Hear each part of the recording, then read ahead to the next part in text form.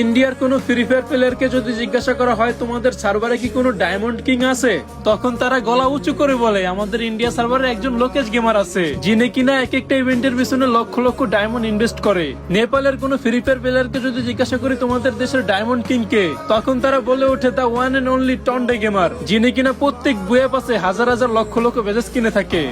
ইন্দোনেশিয়ার কোনো free fire প্লেয়ারকে যদি জিজ্ঞাসা করি তোমাদের সার্ভারে বর্তমানে ডায়মন্ড কিং কে, তখন তারা বলে বর্তমানে কে সেটা জানি না, তবে একটা সময় ডাইলাইন প্রোস শুধু আমাদের ইন্দোনেশিয়ার ডায়মন্ড কিং ছিল না, উনি ছিলেন পুরো বিশ্বের নাম করা ডায়মন্ড কিং। বাংলাদেশের কোনো ফ্রি ফায়ার প্লেয়ারকে যখন জিজ্ঞাসা করি আমাদের সার্ভারে ডায়মন্ড কিং কে, তখন তারা বলে ওঠে আমাদের বাংলাদেশ সার্ভারে ডায়মন্ড কিং হচ্ছে জিসান ভাই ওয়াইটি, যিনি কিনা একসাথে 1.5 লক্ষ বেজেস কিনে কামব্যাক করে পুরো বাংলাদেশের গেমিং কমিউনিটিতে তাক লাগিয়ে দিয়েছে। আর আমাকে যখন কেউ জিজ্ঞাসা করে বর্তমানে পুরো বিশ্বের ডায়মন্ড কিং কে, তখন আমি গর্ব করে গলা উঁচু করে বলি রাহাত FF71, যে কিনা তার একটা এক লেভেলের আইডিতে কোটি কোটি টাকা খরচ করেছে। শুধু তাই না, বর্তমানে একটা বান্ডিলের পিছনে 11,11,000 ডায়মন্ড খরচ করে লিডার বোর্ডের রিজনের 1 নম্বরে এসে পুরো বিশ্বের ফ্রি ফায়ার প্লেয়ারদেরকে বুঝিয়ে দিল Rahat FF71 is a diamond king of the world.